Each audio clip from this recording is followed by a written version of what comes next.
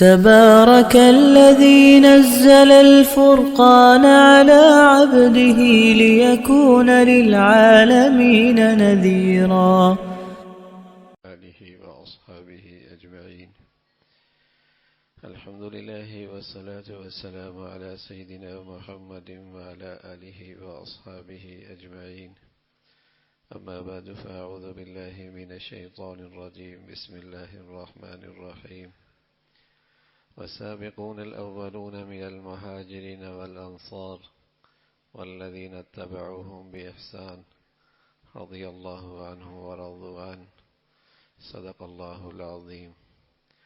اللهم صل على سيدنا محمد النبي الأمي وعلى آله وأصحابه وسلم. اللهم صل على سيدنا محمد النبي الأمي وعلى آله وأصحابه وسلم. میرے معزز مسلمان بزرگوں، عزیز بھائیوں اور امت مسلمہ کی مقدس ماں اور بہنوں، اللہ رب العزت کا ارشاد ہے کہ والسابقون الاولون من المہاجرین والانصار، سابقین اولین مہاجروں میں سے ہوں، انصار میں سے ہوں، والذین اتبعوہم بإحسان، اور جن لوگوں نے ان حضرات کی پیروی کی ہے اچھے طریقے سے، رضی اللہ عنہ ورضوا عنہ، اللہ ان سب سے راضی ہو جائے گا. مہاجرین میں سے ہوں، انصار میں سے ہوں، اور جو ان کے سچے پیروکار ہوں، جو ان کی تقلید کرنے والے ہوں، ان کی زندگی اپنانے والے ہوں، تو اللہ رب العزت نے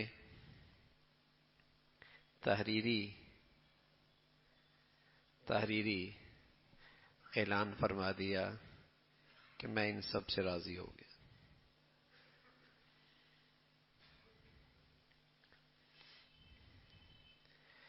یہ مہاجرین انصار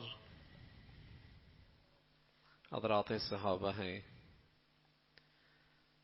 اور ایک صحابی ساری دنیا کے اولیاء اکٹھے ہو جائیں تو اس صحابی کی عظمت اور شان سارے اولیاء اللہ سے بڑھ کے،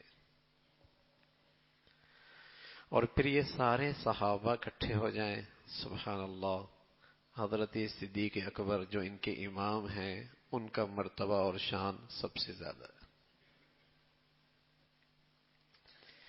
پیارے رسول صلی اللہ علیہ وسلم فرمایا کرتے تھے، لو وزن ایمان ابی بکر ما سائر امہ لرجح ایمان ابی بکر. ایک پلڑے میں ساری دنیا کے ایمان والوں کا ایمان رکھ دو اور دوسرے پلڑے میں اکیلے صدیق کا ایمان رکھ دو تو صدیق کا ایمان سب پہ بھاری ہو جائے گا.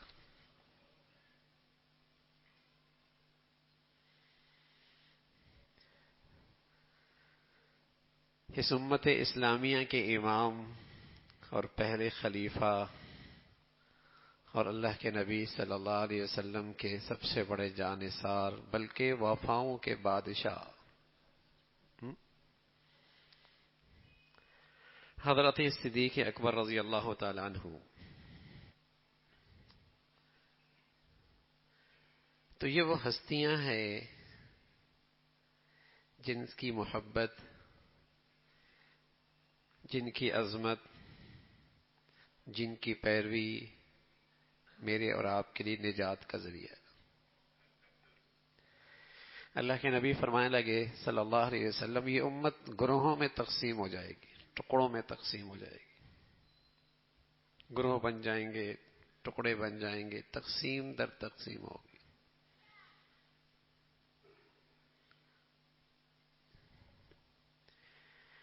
اس امت کو ذلت اور رسوائی کی طرف دھکیلنے کے لیے وہ تمام کردار ہیں جو اس امت کو تقسیم کرنے کے در پہ، رنگ کے نام پر، زبان کے نام پر، علاقے کے نام پر، قومیت کے نام پر، وطنیت کے نام پر،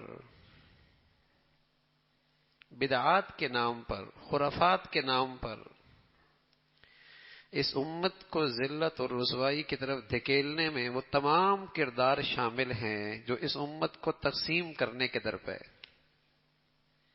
دشمن ہیں اس امت کے، جو ایک زبان والے کے دل میں دوسری زبان والے کی نفرت پیدا کر رہے، جو ایک علاقے والے دوسرے علاقے والوں کی نفرت پیدا کر رہے، یا مسلمانوں میں مذہبی تقسیم کر کے نفرتوں کا بیج بو رہے، نفرت ڈال رہے۔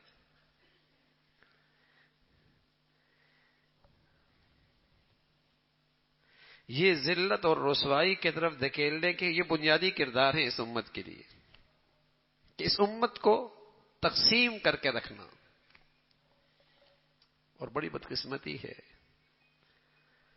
کہ پھر انہیں اسلامی دنیا کے اندر پھلنے پھولنے کا موقع بھی مل جاتا ہے۔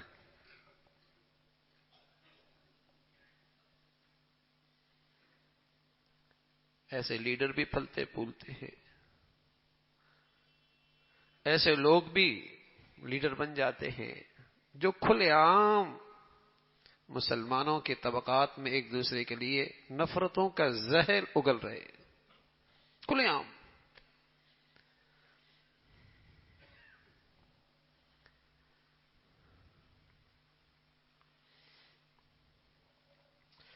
تو اللہ کے نبی صلی اللہ علیہ وسلم نے فرمایا کہ یہ مختلف گروہوں میں تقسیم ہو جائے گی، لیکن نجات صراط مستقیم پہ حق والوں کا طبقہ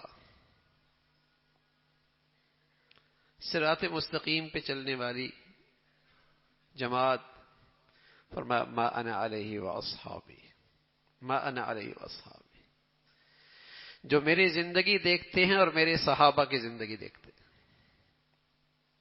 جو ان سے محبت کرتے ہیں، ان کی پیروی کرتے ہیں۔ تو والذین اتبعوہم بإحسان، جو اس جماعت کے پیروکار ہیں، اللہ کہتا ہے میں ان سے راضی ہو گیا۔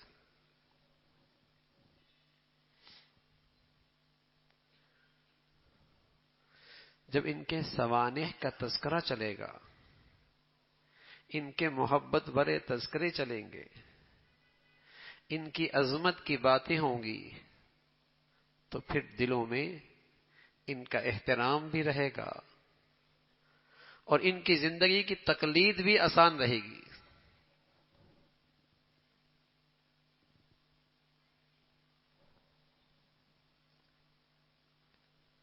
مسلمانوں کے گھروں میں پہلے صحابہ کے تذکرے اتنے کثرت سے ہوا کرتے تھے کہ بچپن ہی بچوں میں ان بلند کرداروں کی زندگیاں ازبر ہو جایا کرتی تھی۔ ابو الحسن ندوی رحمۃ اللہ علیہ فرمانے لگے ہمارے گھر کی عورتیں اشعار کے انداز میں، عربی اشعار میں گھروں میں ایک حلقہ لگایا کرتی تھی، اور اس حلقے میں اشعار کے انداز میں صحابہ کے تذکرے ہوتے تھے۔ تو میں اچھلتے کودتے اپنی دادی، اپنی نانی، اپنے بڑوں کی گود میں اچھلتے کودتے مجھے سینکڑوں اشعار یاد ہو گئے تھے۔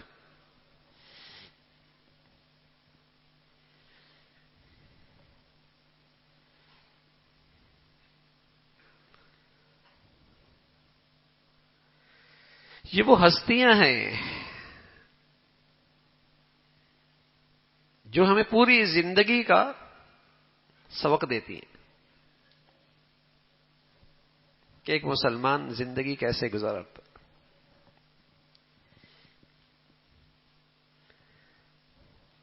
تو اس امت اسلامیہ کا جو سب سے بڑے امام ہیں اور پہلے خلیفہ ہیں ابو بکر رضی اللہ تعالیٰ عنہ، سبحان اللہ، ان کی زندگی تو اتنی نمایاں ہے کہ آپ علیہ الصلوۃ والسلام فرمایا کرتے تھے کہ جان اور مال سے جتنا احسان مجھ پر حضرت صدیق نے کیا ہے اتنا احسان کسی نے نہیں کیا،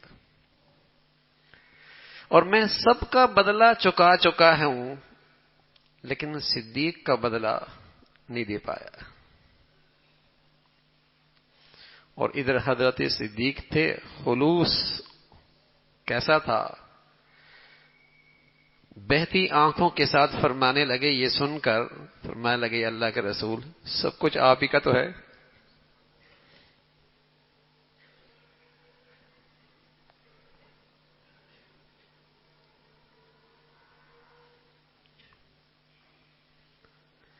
خرچ تو ایسا تھا دین کی خاطر کہ سب کچھ ہی خرچ کر ڈالا۔ ایک موقع پہ حضرت عمر فرمانے لگے رضی اللہ تعالیٰ عنہ، کچھ میری مالی حالت اچھی تھی اور میری چاہت تھی کبھی تو پہلے نمبر پہ آ جاؤں، کسی نیکی میں کبھی تو پہلے نمبر پہ آ جاؤں، تو آج سوچا کہ صدیق سے آگے نکلنے کا موقع اچھا ہے۔ اپنا ساری مالیت کا آدھا لے کے حضور علیہ الصلوۃ والسلام کی خدمت میں آیا۔ ادھر حضرت صدیق آئے ہیں، سارا گھر ہی سمیٹ کے لے آئے۔ اللہ کے نبی نے پوچھا کیا لایا؟ کہا یا رسول اللہ سب کچھ ہی لے کے آئے۔ ان کا گھر میں؟ کہا اللہ اور اللہ کے رسول۔ حضرت عمر فرمانے لگے بس میری بس ہو گئی، ان سے آگے نہیں نکل سکتے۔ حضرت عائشہ 14ویں کی رات تھی، آسمان پہ ستارے چمک رہے تھے اور بہت کثرت سے ستارے آنکھوں کے سامنے تھے، تو اللہ کے نبی صلی اللہ علیہ وسلم سے کہنے لگے یا رسول اللہ کسی کی اتنی بھی نیکیاں ہوں گی جتنے آسمان پہ ستارے ہیں؟ خیال یہ تھا کہ میرے ابا کا نام آئے گا۔ آپ نے فرمایا ہاں عمر کی نیکیاں آسمان کے ستاروں سے بھی زیادہ ہیں۔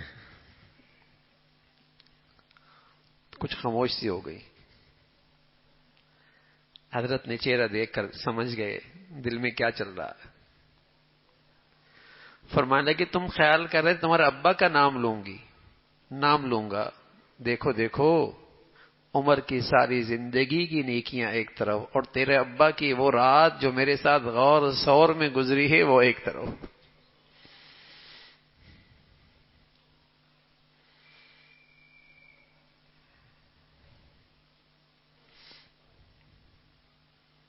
ثانی اثنین اذ ہما فی الغار اذ یقول لصاحبہ لا تحزن ان اللہ معنا۔ تلاش کرنے والوں نے نہ صحرا چھوڑا، نہ جنگل چھوڑا، نہ کوئی گھاٹی چھوڑی، نہ کوئی پہاڑ چھوڑا، نہ کوئی میدان چھوڑا، تلاش کرتے کرتے غار ثور پر بھی پہنچ گئے۔ نظریں نیچے کریں تو نظر پڑ جائے، تو پاؤں نظر آنے لگے تو تھوڑے سے بے چین ہوئے، اور سبحان اللہ قرآن کے الفاظ بتا رہے ہیں لا تحزن کہا، لا تخف نہیں کہا۔ خوف ہوتا ہے اپنی ذات کا اور حزن ہوتا ہے دوسرے کا۔ تو حضرت صدیق کو اپنا غم نہیں تھا لیکن اپنے محبوب کا غم بے چین کر رہا تھا، کہیں تکلیف نہ پہنچے۔ تو اللہ کے نبی صلی اللہ علیہ وسلم فرمانے لگے صدیق غم نہ کرو، صرف تم اور میں یہاں پر نہیں ہوں، تیسرا اللہ بھی ہمارے ساتھ ہے۔ یقین تازہ ہو گیا، کوئی کچھ نہیں کر سکتا۔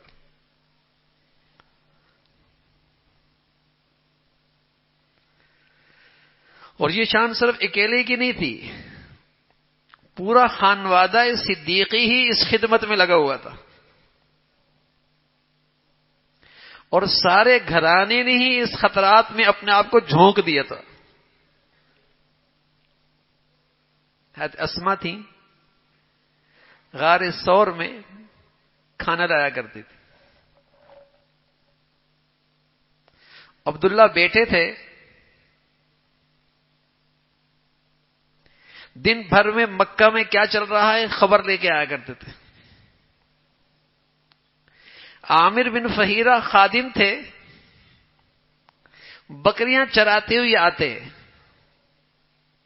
کہ چلنے والوں کے قدموں کے نشان بھی مٹ جائے، دودھ کی ضرورت بھی پوری ہو جائے۔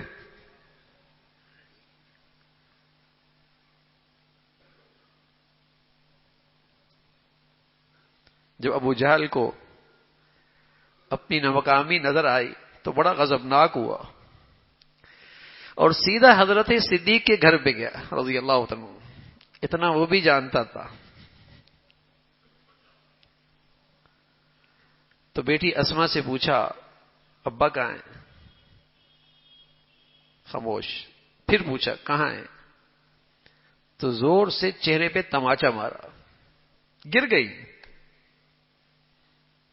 بتایا نہیں، بتایا نہیں۔ تو یہ پورا خانوادہ ہی ایسا تھا۔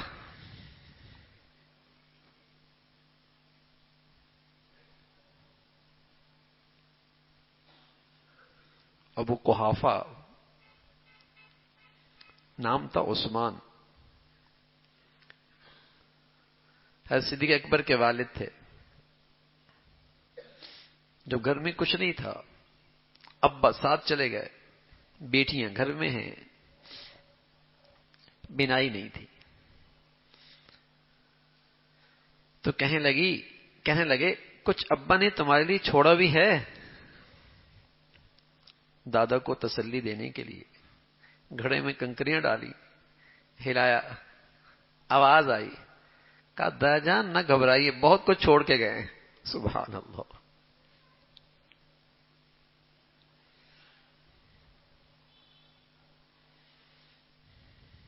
کیا مبارک زندگیاں تھیں، بچیوں کی، گھرانے کی، اپنی۔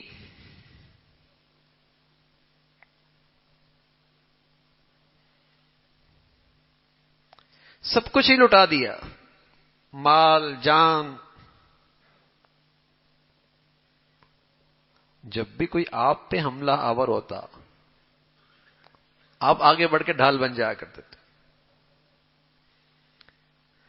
مارنے والوں نے اتنا مارا کہ ناک اور چہرہ برابر ہو گیا۔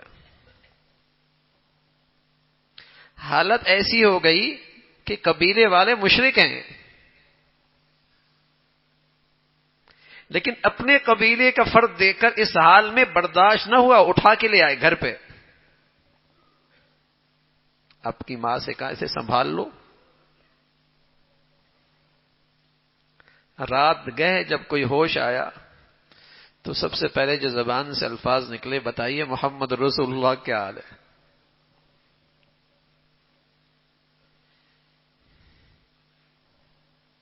والدہ تھی ام خیر، ان سے کہا مجھے تو کچھ نہیں پتا۔ کہا عمر کی بہن، ان سے پوچھ لو۔ خبر ملی دار ارقم میں، وہاں تشریف لے گئے۔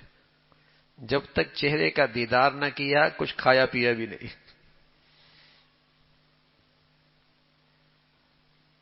محبت کا انہوں نے حق ادا کیا ہے۔ عشق و محبت کی مثالیں قائم کر دی ہیں۔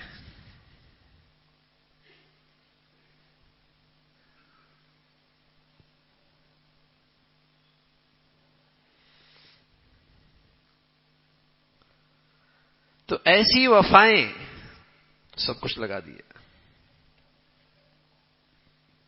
ہمیشہ سینہ سامنے آ جاتے، آپ کی حفاظت کرتے، سارے زخم اپنے اوپر برداشت کرتے۔ غار ثور میں لیٹے ہوئے تھے، بیٹھے ہوئے تھے، رسول کریم صلی اللہ علیہ وسلم کا سر مبارک آپ کے پہلوؤں پہ تھا، آرام فرما رہے تھے۔ ساری سوراخیں بند کر دی تھیں، ایک سوراخ باقی رہ گئی، وہاں سانپ آیا زہریلا، دیکھا پاؤں رکھ دیا، اندر نہ آئے، حرکت بھی نہیں کی، راحت میں آرام میں خلل نہ ہو، تکلیف شدید، زہر بے اختیار آنکھوں سے آنسو ٹک پڑا اور رسول اللہ صلی اللہ علیہ وسلم کے چہرے پہ آ گیا. فوراً آپ دیکھا خیریت ہے، فرمایا یا رسول اللہ سانپ نے ڈس لیا ہے. آپ نے اپنا لعاب لگایا، لگانے کی دیر تھی، زہر کا اثر ختم ہو گیا.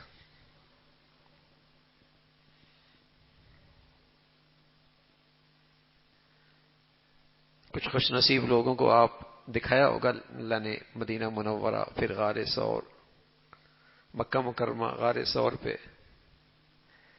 اس پہ چڑھنا بھی آسان نہیں، لیکن آدمی کے اندر عشق و محبت عجیب طاقت بھر دیتی ہے. آپ کندھے پہ اٹھا کے اپنے محبوب کو وہاں تک لے گئے.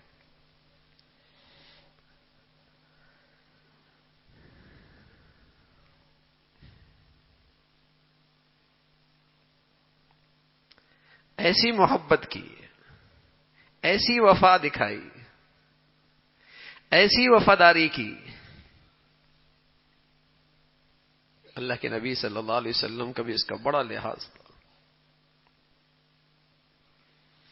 بڑا لحاظ تھا. ایک مرتبہ جو حضرت عمر کے ساتھ کوئی بات کہہ بیٹھے، حضرت عمر ناراض سے ہو گئے، معافی مانگنے کے لیے اصرار کرنے لگے. حضرت عمر خاموش ہو گئے، پھر اصرار کیا، پھر بھی معافی نہیں ہوئی. حضرت عمر چل دیے، گھر پہنچے، کواڑ بند کر دیا، اور حضرت صدیق سیدھے حضور علیہ الصلوۃ والسلام کے صحبت میں کہ یا رسول اللہ مجھ سے کچھ ایسی بات ہو گئی ہے، عمر ناراض ہو گئے ہیں، معاف بھی نہیں کر رہے. اندر گئے، ٹھنڈے ہوئے. حضرت عمر کو خیال آیا صدیق ناراض ہو جائیں گے، اللہ کے رسول ناراض ہو جائیں گے، اللہ کے رسول ناراض ہو جائیں گے تو اللہ ناراض ہو جائیں گے، عمر کا ٹھکانہ کیا ہوگا. دوڑتی ہوئی حضرت صدیق کے گھر پہ آئے. وہاں گھر میں کوئی نہیں، سمجھ گئے حضور کی صحبت میں ہوں گے. وہاں پہنچے، جیسے ہی عمر اندر داخل ہوئے، اللہ کے نبی کے چہرے کی نظر پڑی تو چہرے کا رنگ بدل گیا. سمجھ گئے، یہ انداز سمجھ گئے صدیق اکبر کہ آپ سخت ناراض ہیں. تو دو زانو ہو کر بیٹھ گئے اور فوراً کہنے لگے اللہ کے رسول غلطی میری ہے، زیادتی میری طرف سے ہے، عمر کا قصور نہیں ہے. سبحان اللہ. ادھر اللہ کے نبی صلی اللہ علیہ وسلم فرمانے لگے لوگو تم مجھے اپنے اس صدیق سے کیا اس ساتھی سے دور کرنا چاہتے ہو؟ یہ تو وہ ہیں جب سب میرا انکار کر رہے تھے یہ میری تصدیق کر رہے تھے. جب کوئی میرے ساتھ نہیں تھا یہ سب کچھ میرے اوپر خرچ کر رہے تھے. آپ کو بھی بڑا لحاظ تھا.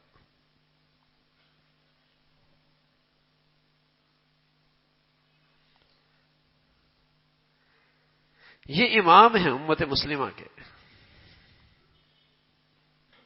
اور زندگی سبحان اللہ نماز پڑھتے تھے، ایسی نماز پڑھتے تھے قیام ایسا لگتا تھا کسی نے لکڑی گاڑ دی، طویل قیام. عبادت ایسی، تلاوت ایسی کہ طبیعت میں ویسی رقت بہت تھی، آنکھوں سے آنسو جاری رہتے. لیکن ان ساری عبادات کے باوجود اللہ کی عظمت کا لحاظ بھی ایسا تھا کہ اس دربار میں حاضری نہ جانے کیسے ہوگی. پرندوں کو دیکھتے چہچہاتی ہوئے کہہ دیتے کبھی بڑے مزے میں ہیں کہ ان کا کوئی حساب نہیں ہونا، ان کا کوئی حساب نہیں ہونا. پتہ نہیں صدیق کا کیا ہونے والا ہے. عبادت ایسی اور اللہ کی عظمت دلوں میں ایسی تھی.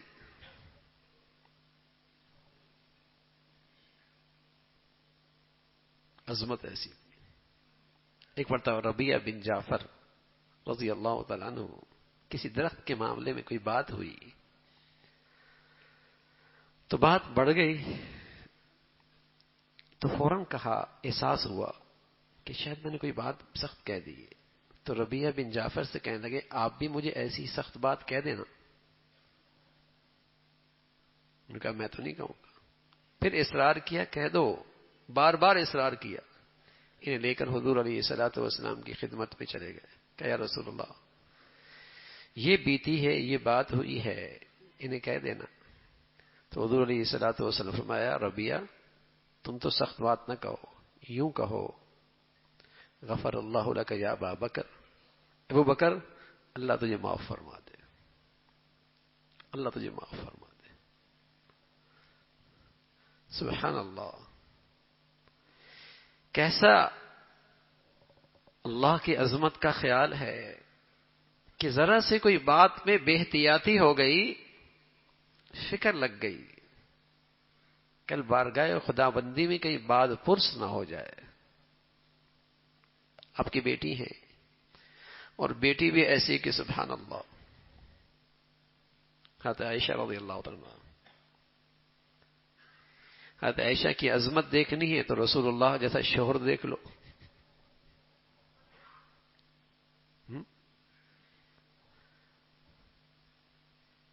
تو ایسی بیٹی ہے. تو جب مدینہ کے منافقین نے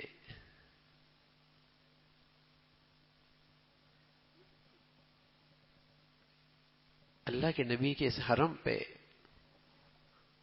تہمت لگائی اور پروپیگنڈا کیا، سادہ تھی، فرمانے لگی مجھے تو پتہ ہی نہیں تھا مدینہ میں کیا چل رہا ہے، پتہ ہی نہیں تھا. میں ایک دن قضاء حاجت کے لیے باہر نکلی تو میرے ساتھ ام مستح تھی. تو راستے میں میرے ان کی چادر میں پاؤں اٹکا، گرنے لگی. تو انہوں نے اپنے بیٹے کو بد دعا دی. میں نے کہا مستح کو بد دعا دیتی ہو، بدری ہے. کیا تمہیں پتہ نہیں؟ تو پھر انہوں نے ساری بات بتائی کہ مدینہ میں یہ چل رہا. تو فرمانے لگی میری تکلیف تو تھی، بیماری بھی تھی، لیکن میں سب کچھ بھول گئی. گھر آئی تو اب مجھے اندازہ ہوا کہ حضور علیہ الصلوۃ والسلام کا جو گھر میں آنے کا انداز پہلے تھا اس میں کچھ تبدیلی تھی، پہلے کیسے نہیں ہے. کئی دن گزر گئے، وہی بھی نہیں آ رہی.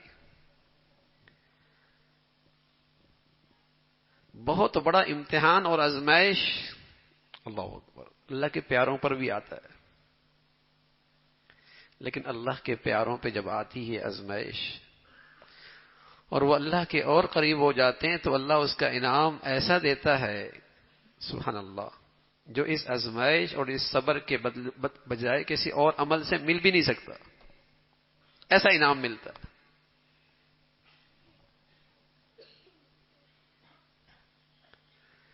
تو کئی دن گزر گئے تو میں نے اجازت چاہی، میں ابا اماں کے یہاں چلی جاؤں. آپ نے اجازت دے دی. جیسے یہاں رونے سے دن رات گزر رہے تھے، وہاں بھی جا کر دیکھا تو وہ گھر بھی ابا بھی رو رہے، اماں بھی رو رہے. لیکن سبحان اللہ، حضرت عائشہ فرماتی ہیں میں روتی ہوئی اپنے گھر سے اپنے اماں ابا کی آئی، لیکن مجال ہے میرے ابا اماں کے زبان سے کوئی ایک بات بھی اس گھرانے کے بارے میں، اللہ کے نبی کے بارے میں کچھ بات گزری آئی ہو. یہی مجھ سے کہا کہ کچھ ہے تو بتا دو. تو میرے تو صبر کا زمہ پیمانہ ہی لبریز ہو گیا. میں تو مسلح سنبھالا اور کسی سے کیا بات کروں، اسی ذات کی طرف التجا ہے کہ میرا فیصلہ فرما دے. کئی دن گزر گئے. ایک دن اللہ کے نبی صلی اللہ علیہ وسلم تشریف لائے.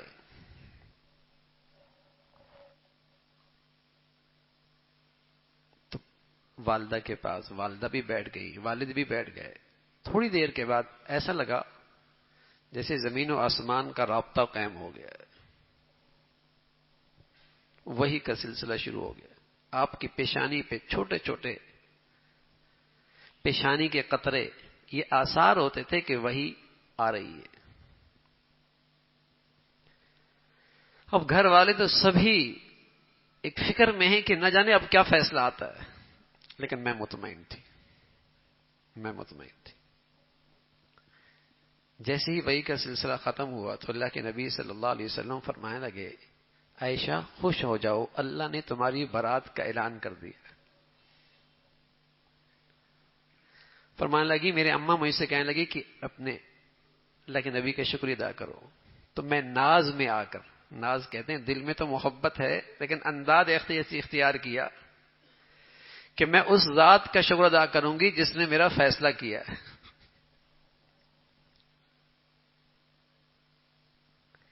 کتنا تکلیف دہ واقعہ ہے اور کتنی بڑی آزمائش ہے. تو اس میں یہ مخلص صحابی جو آپ کا رشتہ دار بھی تھا، جس کی کفالت بھی آپ کے ذمے تھی، جس کا خرچہ بھی آپ کے گھرانے سے جایا کرتا تھا، وہ بھی اس پروپیگنڈے سے متاثر ہو کر کچھ زبان سے کہہ بیٹھے. تو آپ نے کہہ دیا کہ آئندہ میں اس کی کفالت نہیں کروں. تو قرآن کی آیت آ گئی، وَلَا يَأْتَلِ أُولِي الْفَضْلِ مِنْكُمْ وَالسَّعَةِ أَنْ يُؤْتُوا أُولِي الْقُرْبَى وَالْمَسَاكِينَ وَالْمُهَاجِرِينَ فِي سَبِيلِ اللَّهِ وَلْيَعْفُوا وَلْيَصْفَحُوا أَلَا تُحِبُّونَ أَنْ يَغْفِرَ اللَّهُ لَكُمْ؟ کیا تم یہ پسند نہیں کرتے کہ اللہ تمہیں معاف فرما دے؟ سبحان اللہ. یہ بات حضرت صدیق نے سنی، فرمایا اللہ میں تو چاہتا ہوں کہ آپ مجھے معاف فرما دیں. اور میں نے بھی مصطح کو معاف فرما دیا، اور جو ایک خرچہ اس کی کفالت کا پہلا جاری تھا ہمیشہ جاری رہے گا.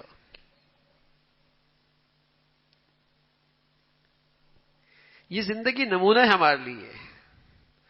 ہم بس اوقات چھوٹی چھوٹی بات دل پہ ایسے لے جاتے ہیں کہ زندگی مر جاتے ہیں، ایک دوسرے کو معاف نہیں کرتے، دل صاف نہیں کرتے. یہ کتنی بڑی آزمائش، کتنا بڑا امتحان، کتنا بڑا درد اور دکھ.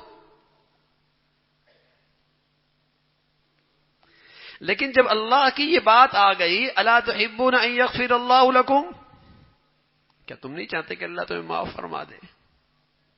تو کیا خیر ہے میرے عزیزو، میں اور آپ معافی کے محتاج نہیں ہیں. ان کے تو اعمال پہاڑوں سے بڑھ کر، ان کے اعمال تو پہاڑوں سے بڑھ کر، اور ہمارے تو عمل ہی کیا ہیں. ہم معافی کے کتنے محتاج ہیں.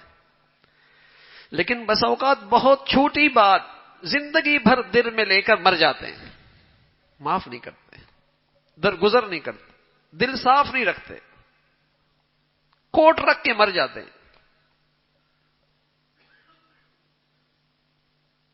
بات بھی بڑی نہیں ہوتی لیکن انا بڑی ہوتی.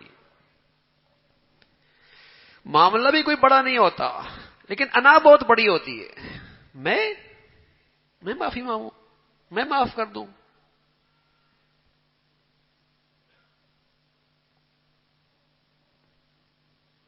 زندگی ایسی گزر جاتی ہے. وہاں تو اعمال میں عرض کر رہا ہوں میرے عزیزوں پہاڑوں جیسے.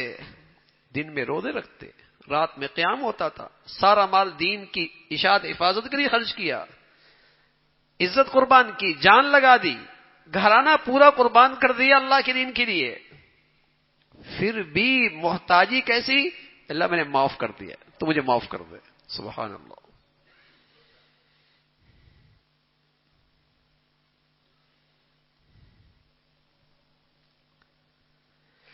یہ زندگی ہے میرے عزیزو، یہ زندگی ہے. کتنی بڑی دکھ کی بات تھی، لیکن اللہ کی خاطر معاف کر دینا اور اللہ سے اس کا انعام لینا. انعام ملے گا نا، تم جلدی معاف کر دو گے اللہ تمہیں جلدی معاف فرما دے. تم درگزر کرو گے اللہ تم سے درگزر کریں گے.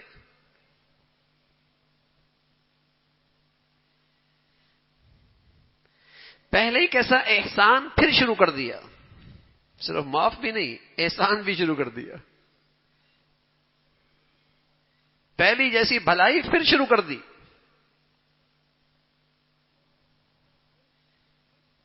یہ زندگیاں ہیں جو نجات کا راستہ ہے. اور ایسی احتیاط تھی، سبحان اللہ، ایسی احتیاط تھی. غلام تھا، آپ کا غلام تھا.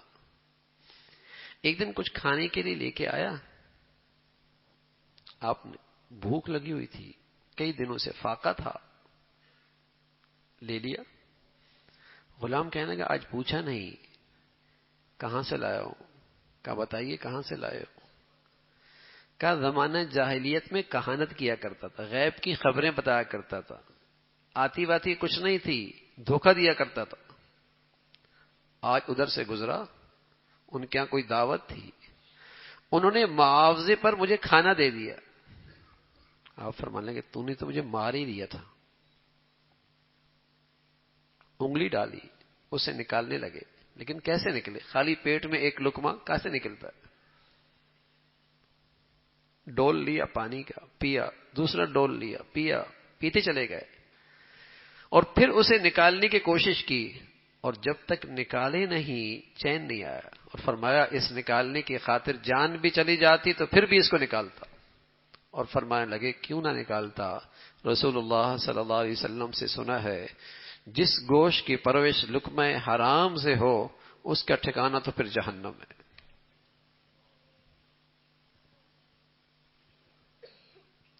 حرام کیسے کھاؤں؟ حرام کیسے کھاؤں؟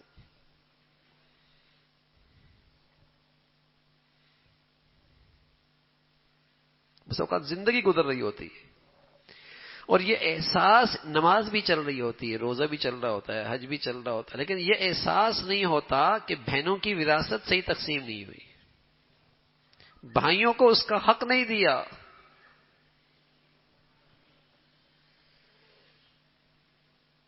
جو میں کاروبار کر رہا ہوں جس کا حق ہے اسے پورا نہیں دے رہا. زندگی گزر رہی ہوتی ہے، احساس بھی نہیں ہوتا کہ میری آمدنی میں، میری مالیت میں، میرے گھر میں کوئی حرام تو نہیں آ رہا.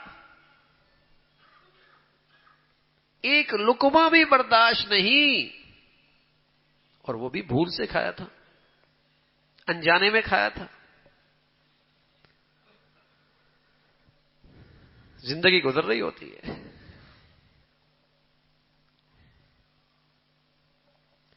تو یہ مقدس زندگیاں ہیں، ان کے سوانے پڑھیں، ان کی زندگیوں کے تذکرے سنیں، پڑھیں.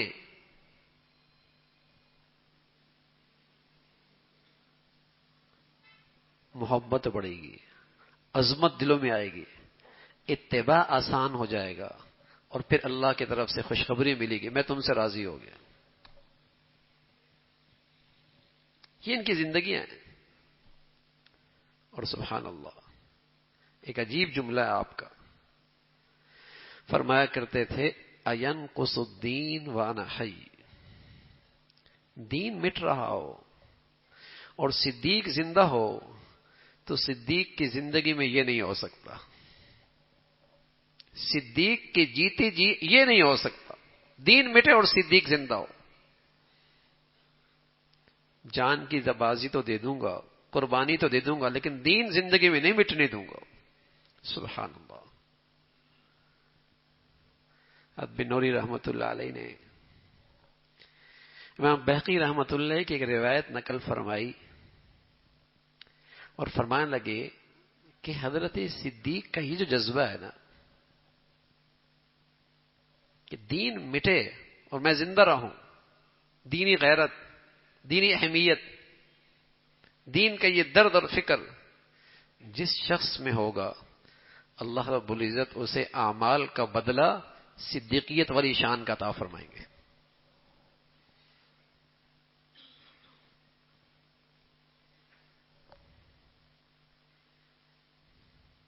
اس شان کا عطا فرمائیں گے.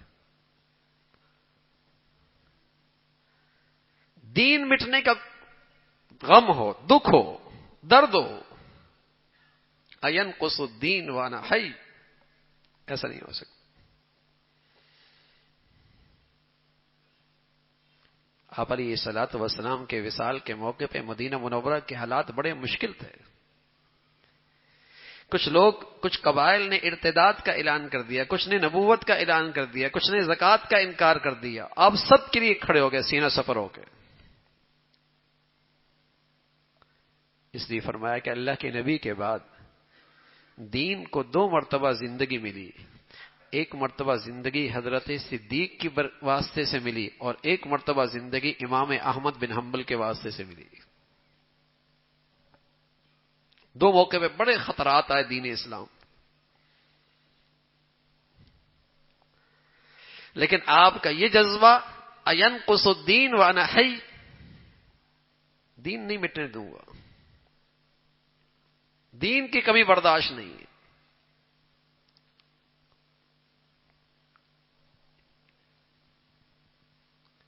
یہ صدیقیت کا جذبہ ہے.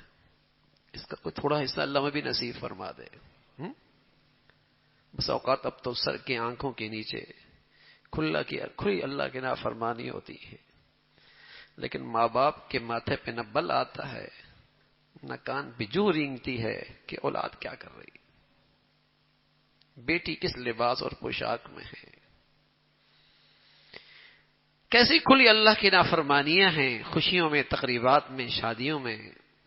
ماتھے پہ بل ہی نہیں، جو ہی نہیں رینگتی، غیرت نہیں اللہ کی خاطر. ہاں اس کی شان میں کوئی بے ادبی کر دے، گستاخی کر دے، سیخ پا ہو جاتا ہے، بائیکاٹ کر دیتا ہے. لیکن اللہ کی نافرمانی ہے،